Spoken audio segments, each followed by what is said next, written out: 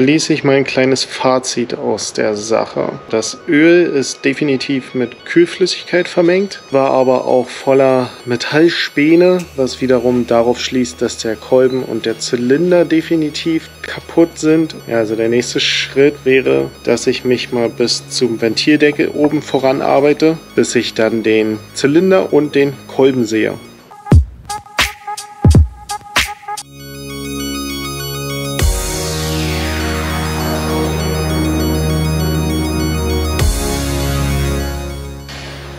Ja, das sieht ganz danach aus, als wenn ich den Deckel jedenfalls nicht so leicht hier runter bekomme. Also entweder muss ich den Kühler abschrauben oder ich muss hier oben dieses Rahmenteil wegschrauben und das Bike irgendwie mal ein bisschen auseinanderklappen in der Mitte.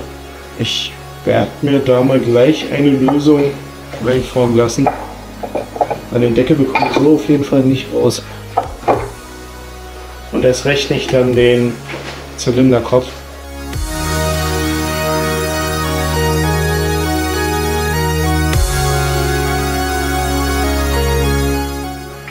Sieht für mich so aus, wenn ich hier zuerst den Tank abnehmen muss.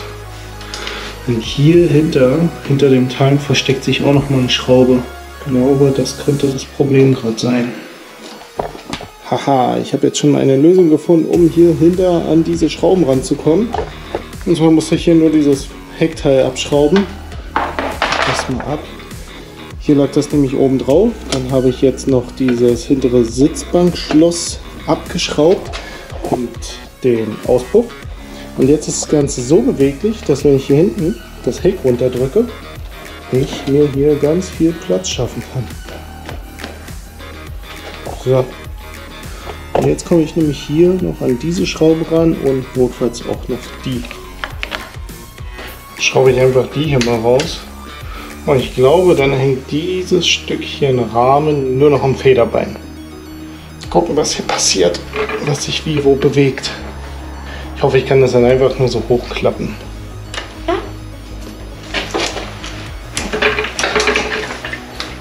Das Teil ist immer noch so fest. Kann nicht sein. Irgendwo sitzt das noch anscheinend hier fest. Ich dachte, ich könnte es jetzt einfach hochkloppen. Ich habe auch keine Ahnung, wo das hier fest sitzt. Jetzt habe ich mir gerade noch mal ein Video angesehen, wie man hier diesen Deckel rausbekommt. Und den kann man hier rausfummeln. Ich bin auch schon... jetzt bin ich schon so weit gekommen, dass er hier Tatsache raus ist.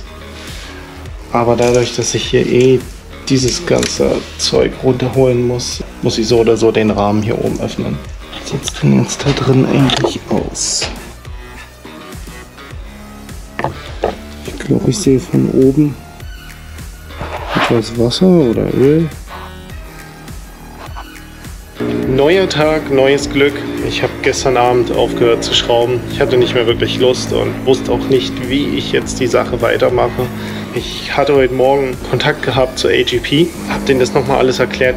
Leider ist halt das Motorrad aus dem Garantiezeitraum raus. Man weiß nicht ganz genau, warum es passiert ist. Es gibt kein Serviceheft dazu. Man weiß nicht, welches Öl wurde reingefüllt. Kurz und knapp gehalten, ich sitze halt auf meine eigenen Kosten hier und muss das Ding halt für mich irgendwie reparieren. Das Gute ist aber, AGP wird mir wahrscheinlich eine Art Mengenrabatt oder Kulanzrabatt geben auf alle Teile. Das heißt aber, ich muss jetzt erstmal den Motor ausbauen, anders kommt man da nämlich nicht ran. Und dann kann ich AGP mitteilen, welche Teile benötige ich. AGP unterstützt mich auch mit Reparaturanleitungen. Ja, und dadurch, dass da jetzt einfach so viel Arbeit ist, hole ich mir noch gleich Ellie mit dazu. Und sie kann mir dann auch helfen, weil so den Motor rauszubekommen ist dann doch nicht ganz so einfach. Wenn ich sie jetzt richtig gesehen habe, dann muss ich hier auf jeden Fall diesen großen Bolzen hier lösen. Damit ist auf jeden Fall der Motorblock am Rahmen und mit der Schwinge fixiert. Das ist eine der Haupthalterungen.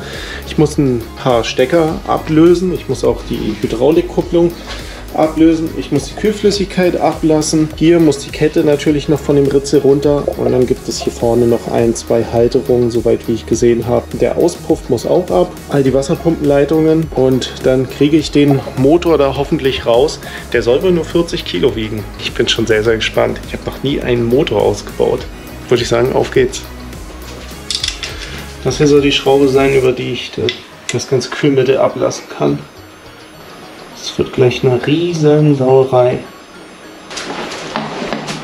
Ich sag's ja.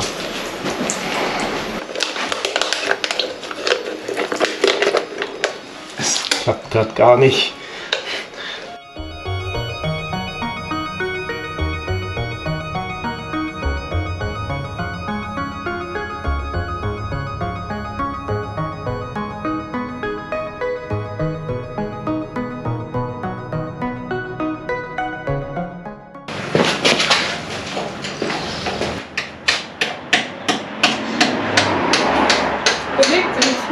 Jetzt so. Gleich ist aber auch weg. Wie findet sich auf der Zielgerade? Also, jetzt ist noch ein Zentimeter vom Bleistift da. Hau ran. Wie lange ist diese Scheiße dann? Bewegt sich das noch? Ja.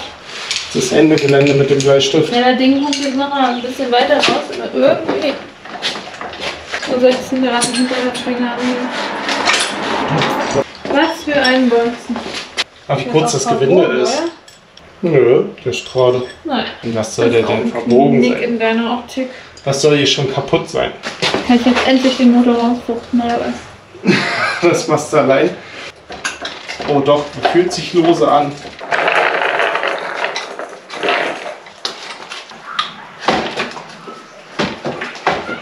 Ich weiß nicht, ob der nur 40 Kilo wiegt. Oder macht es Sinn, da ein Seil drunter zu packen oder so ein Spanngurt? Habe ich auch schon überlegt. Damit der eigentlich nur da erstmal rausgehoben wird.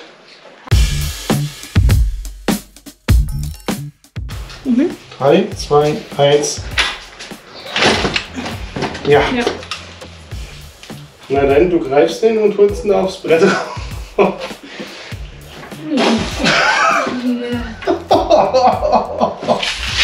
Scheiße, der ist wieder dort in der Schwinge jetzt so reingerutscht.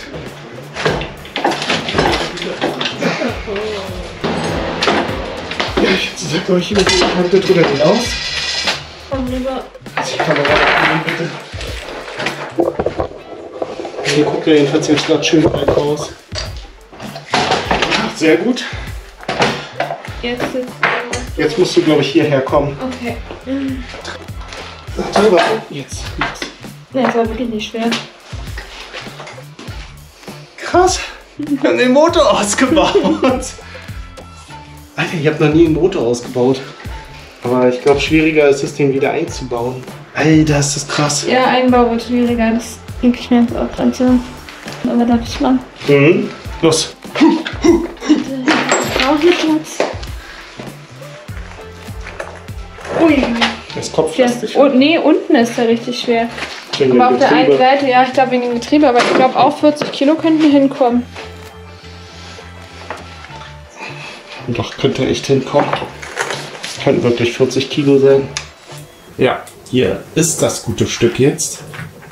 Ich drehe den Motor einmal.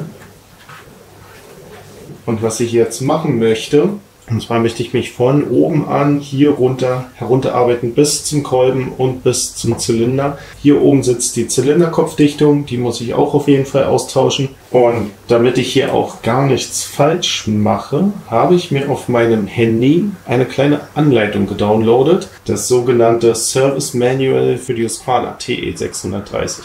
Die hat nämlich genau denselben Motor verbaut und da wird exakt beschrieben, wie ich diesen Motor auseinandernehme und auf was ich irgendwie achten muss. Bevor ich aber jetzt mit der Arbeit beginne, habe ich wie in der Anleitung beschrieben, den Motor in die sogenannte Top-Dead Center Position gebracht. Das ist die Position, in der der Kolben maximal nach oben hin ausgefahren ist und die beiden Nockenwellen hier oben keines der Ventile berühren. Dann gibt es hier so verschiedene Markierungen, die zeigen dann aufeinander. Ich habe mir die noch zusätzlich markiert mit einem weißen Heading. Dann bin ich in der Hinsicht schon mal safe. Also da kann mir nichts passieren, wenn ich jetzt die Steuerkette runternehme und so weiter. Wenn ich alles wieder genauso nachher zusammenbaue, dann läuft der Motor, ohne dass er sich selbst zerstört. So, der erste Teil beginnt damit, dass wir hier oben den Ventildeckel öffnen. Das heißt schon erledigt. Und der zweite Teil ist auf der anderen Seite. Ich muss diesen Deckel einmal abschrauben, die Lichtmaschine herausnehmen und noch ein paar andere Teile. Bin ich ja mal gespannt.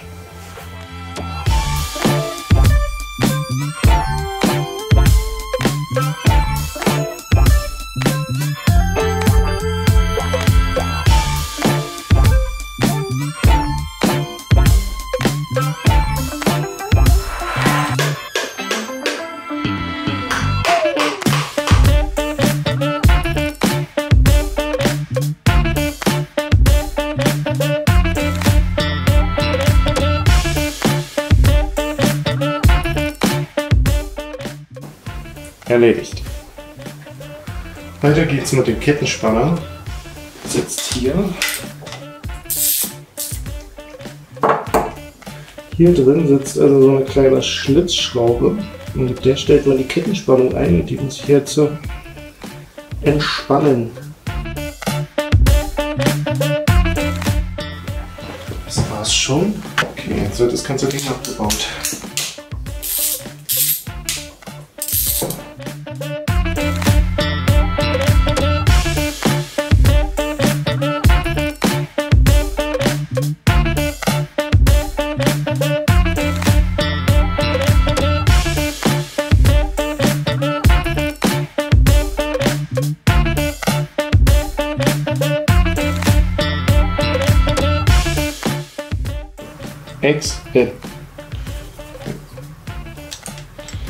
Hier die Ölleitung weg, der Knick ist hier oben.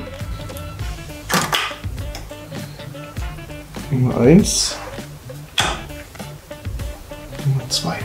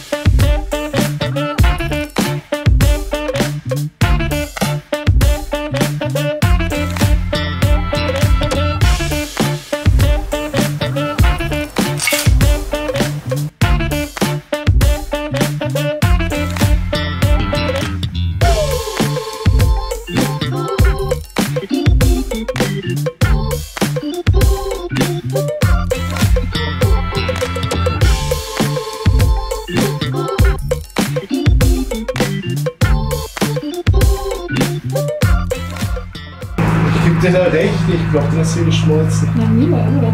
Also hier und dort. Geil, ich hole meine Kamera ran. Also nicht so cool. Hier oben, da ist ein Loch und ich glaube, das Loch soll nicht sein. Genauso wie hier an der Seite. Hier liegt auch noch so irgendwie Späne.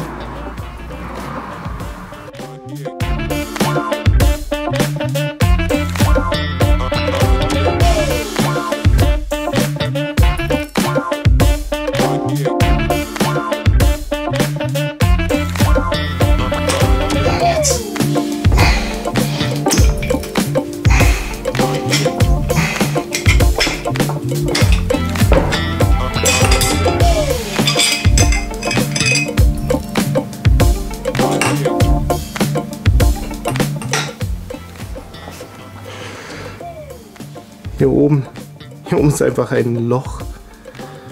Hier sind die Kolbendichtringe. Die sind auch schon gut hinüber. Krass. Ich glaube aber, mein Pleuel ist noch in Ordnung. Ich glaube, da ist nichts weiter. So, und jetzt kommen wir hier zu dem Zylinder. Oh, okay. Das habe ich jetzt gar nicht gesehen. Aber hier ist auch einfach ein Loch. Also das hat sich auch erledigt. Da brauche ich definitiv einen neuen. Krass.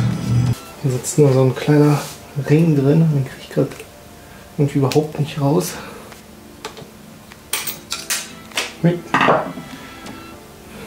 Da ist er raus.